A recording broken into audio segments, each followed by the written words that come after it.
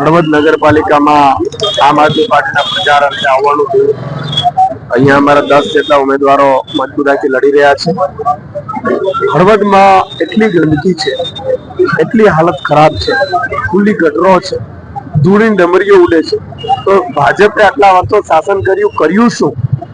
છોટે કાશી તરીકે ઓળખાતા હળવદની આજે હાલત ખૂબ જ દયનીય કરી નાખી છે. અહીંયા રહેતા હશે એને મને લાગે છે કે એ બીમારીના શિકાર બની ગયા છે. એટલી ધૂળની ડમરીઓ, પ્રદૂષણ, એટલે હળવદમાં ઊભું રહેવા એવી સ્થિતિ નથી રહેવા દીધી ભાજપે.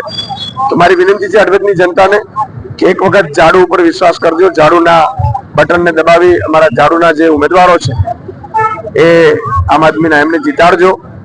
તમારા કામ તમારા ઘરે આવીને તમારા કામ થશે એની અમે ગેરંટી આપીશ.